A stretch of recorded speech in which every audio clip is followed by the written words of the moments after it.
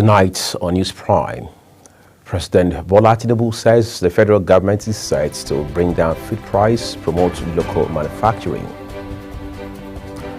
In business, Tinubu expresses resolve to deepen credit access for Nigerians in New Year message. On the foreign scene, Italy places ban on outdoor smoking. And in sports, Anthony Joshua presents autographed glove to President Tinubu. Hello and a very warm welcome to all our viewers in Nigeria and around the world to News Prime on Global Television, coming to you live from Nigeria's capital, Abuja. I am Uyi Agmofwegbe, reminding all our viewers across the world that Global Television is on DSTV channel 365 and free to air on Nigecomsat. Tonight, let's start by telling you President Bola Tinubu says the federal government hopes to bring down the price of food and promote local manufacturing of essential drugs and other medical supplies through the establishment of a national credit guarantee company in the new year. Tinubu, who disclosed this in his New Year nationwide broadcast, also urged states to key into the federal government's compressed natural gas initiative to reduce the cost of transportation for citizens. The president equally stated that the youth confab he promised in the aftermath of the End Bad Governance protests across the country would begin in the first quarter of 2025 as a testament of his government's commitment to youth inclusiveness and investment as nation builders. In another development, President Bola Tinubu has ordered the reintroduction of history as a subject into the basic education curriculum. Minister of Education Tuji Alausa confirmed the directive by the president to restore the teaching of history in primary and secondary schools nationwide on a television program. The development followed the formal introduction of the subject after its removal 13 years ago during the administration of late President Umaru Musa Yar'Adua due to claims that the subject was avoided by students as there was a lack of job opportunities for graduates of history.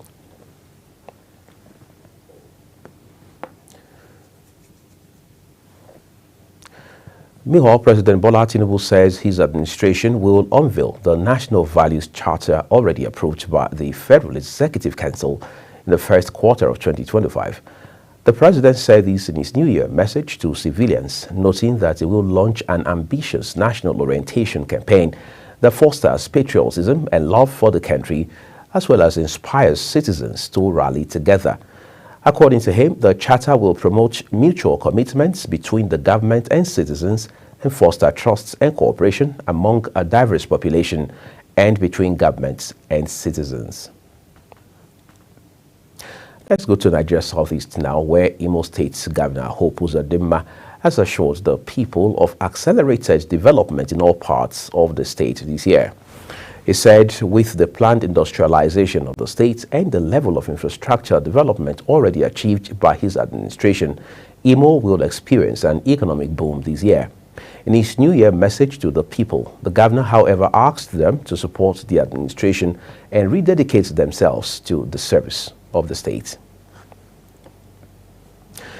Kano State government has expressed deep opposition to the proposed tax reform bills before the National Assembly.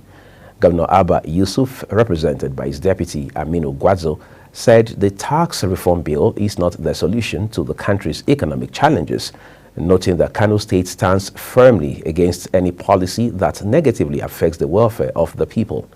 He lauded the resilience of Kano residents amidst economic challenges, describing the proposed tax hike as ill-timed, lopsided, and inimical to the unity of Nigeria. The Nigeria Labour Congress, NLC, has insisted on the withdrawal of the tax reform bills forwarded by President Bola Tinubu to the National Assembly for passage to enable all key national stakeholders be part of the process. The bills had drawn sharp criticisms from parts of the country, especially the country's north, which saw them as anti-growth in the region.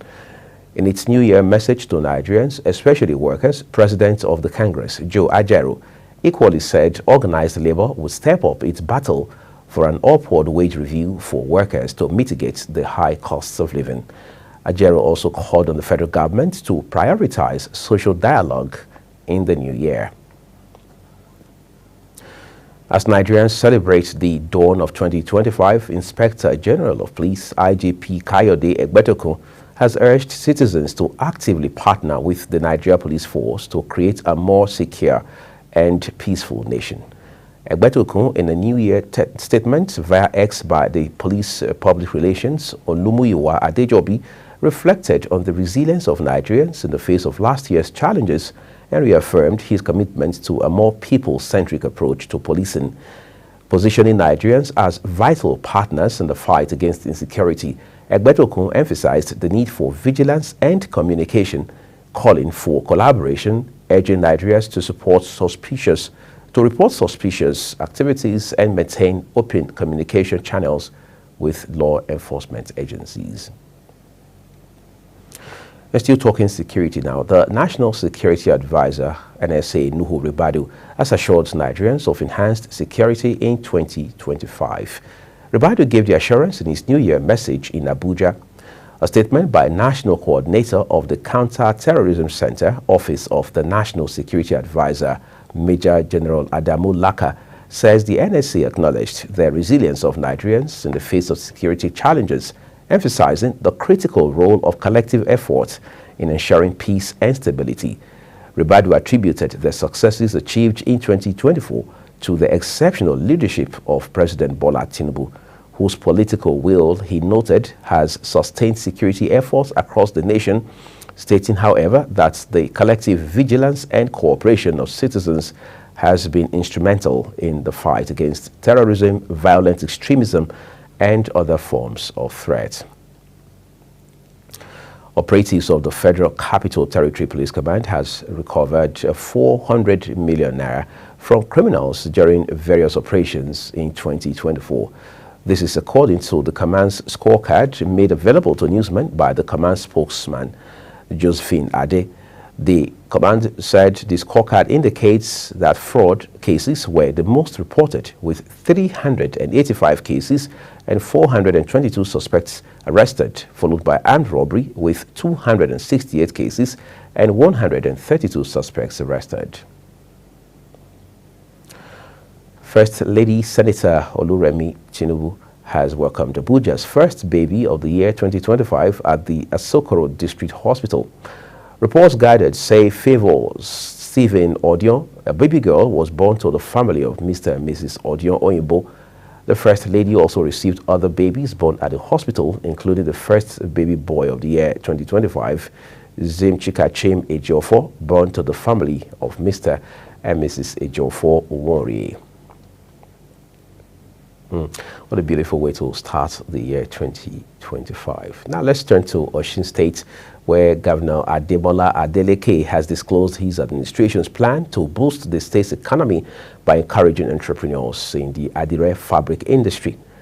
The governor stated this during a media conference of the Adire Osun exhibition and festival, marked alongside the official unveiling of the festival logo in Osogbo, the state capital.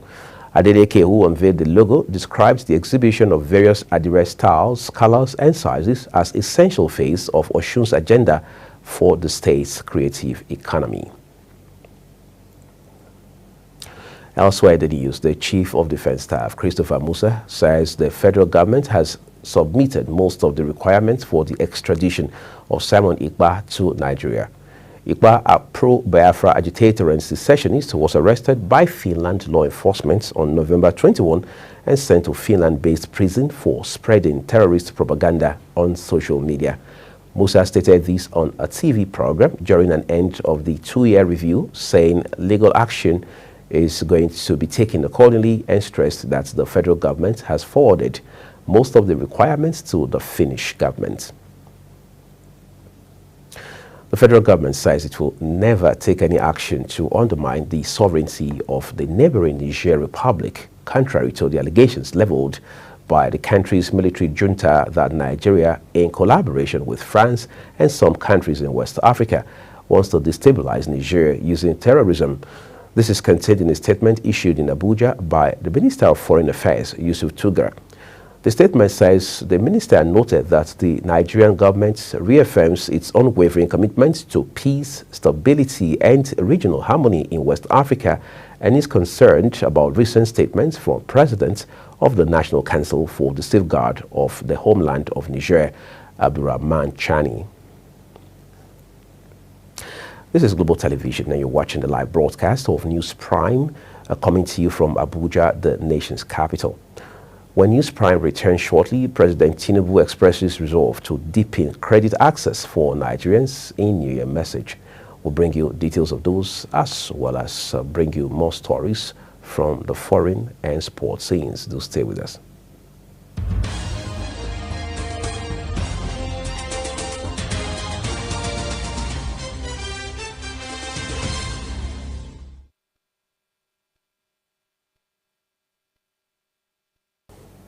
Well, thank you for staying with us, everyone. You're watching the live broadcast of News Prime on Global Television with Uyi Agmofebe. Let's begin this last lap of the news from the business world, where President Bola Tinubu, in his bid to boost national economic output, has vowed to deepen credit access for citizens and critical sectors of the economy. This is contained in his New Year message to Nigerians, stressing that to achieve this feat, the federal government will establish the National Credit Guarantee Company to expand risk-sharing instruments for financial institutions and enterprises. The president says the company is expected to start operations before the end of the second quarter of the current year. The federal government, through its finance ministry, has inaugurated the 250 billion naira Ministry of Finance Incorporated Real Estate Investment Fund, aimed at bridging Nigeria's housing finance gap, fostering affordable housing, and stimulating economic growth. According to a statement by Director of Information and Public Relations at the Ministry of Finance, Mohammed Manga, the initiative was announced at a signing ceremony presided over by the Minister of Finance and Coordinating Minister of the Economy, Wale Edun, at the ministry's office in Abuja. Speaking at the event, Edun highlighted the fund's potential to address the challenges of housing affordability and accessibility in Nigeria. State governments have been urged to partner with the federal government on technology-driven initiatives aimed at improving the accuracy of farm production estimates in response to growing demand for timely and precise agricultural data. This call comes amid the need for better policy formulation, supply chain management, and food security measures. Chief of Staff OCP Africa, Caleb Uso, noted that accurate farm production estimates are vital for government decisions of food distribution, import and export policies, as well as price stabilization. The Nigerian Upstream Petroleum Regulatory Commission has released the Upstream Petroleum Decarbonization Template, which will become a requirement for issuing licenses and permits effective January this year. The move is disclosed in a statement signed by the Commission's Chief Executive, Gbenga Komolafe, in Abuja, and targeted at ensuring compliance with Nigeria's broader climate objectives, including its commitment to net zero by 2060. The NUPRC boss said the decarbonization template is in line with provisions contained in Section 6 of the Petroleum Industry Act PIA 2021 and other provisions mandating the Commission to promote sustainability measures.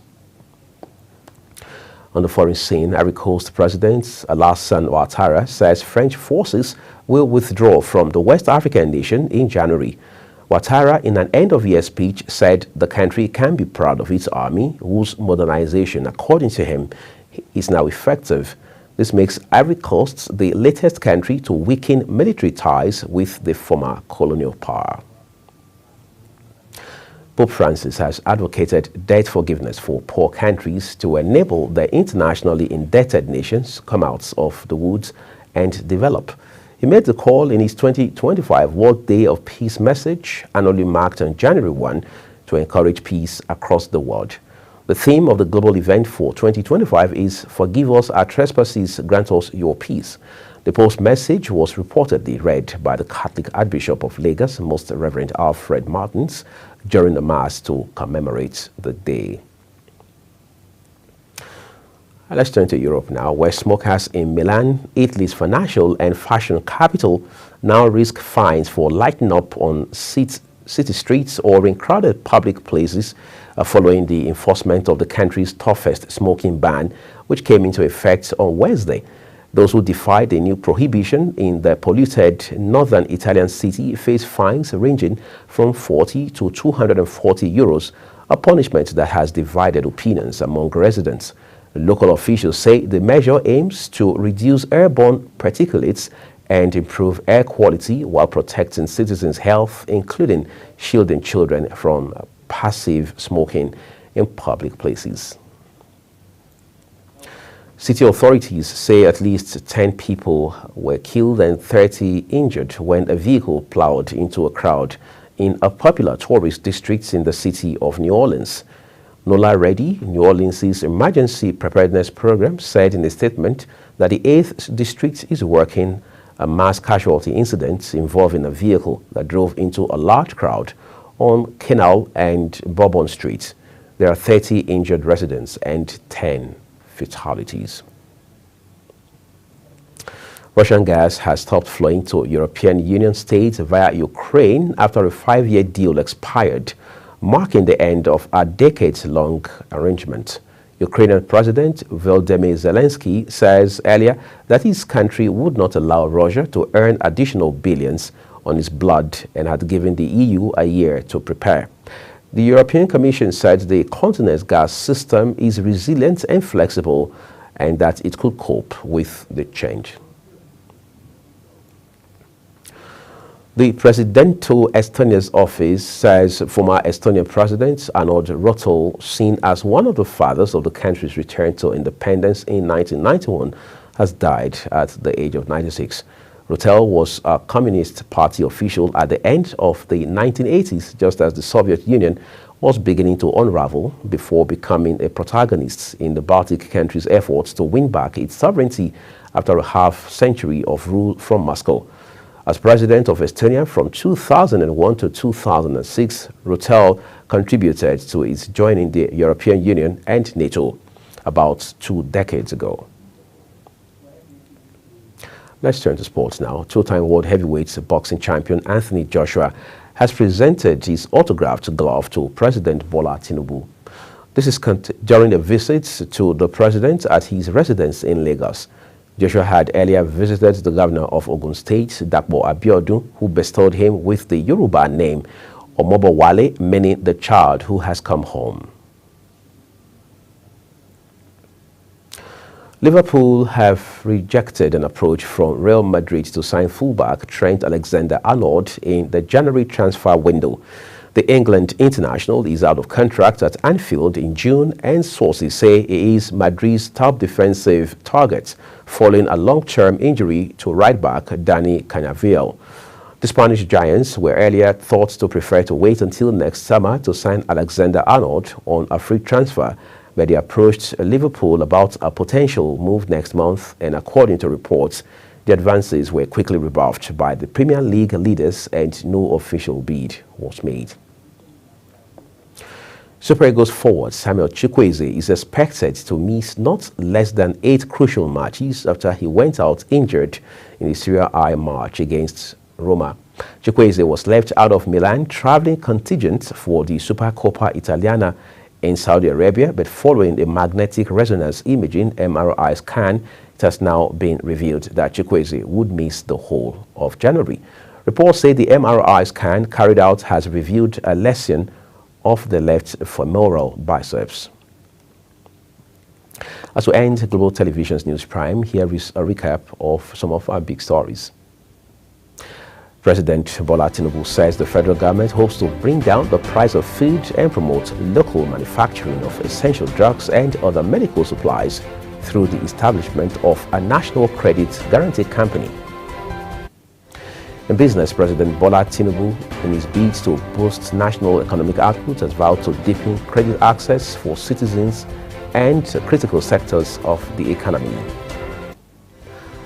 On a foreign scene, smokers in Milan, Italy's financial and fashion capital, now risk fines for lighting up on city streets or in crowded public areas following the enforcement of the country's toughest smoking ban, which came into effect on Wednesday. And finally, in sport, we told you two-time world heavyweight boxing champion Anthony Joshua has presented his autographed glove to President Bola Tinubu at his Lagos residence. And that's how we end News Prime here on Global Television tonight. A quick reminder that Global TV is on DSTV channel 365, Star Times 276, and free to air on Night Consult. Kindly follow us across all of our social media platforms using a Global Television, NG, and other handles as you now see on your screen to subscribe and engage with us. On behalf of the entire production team here in Abuja, Nigeria's capital, where we have our world headquarters, I'm Uya Agumofogbe saying thank you for watching and welcome to a prosperous 2025.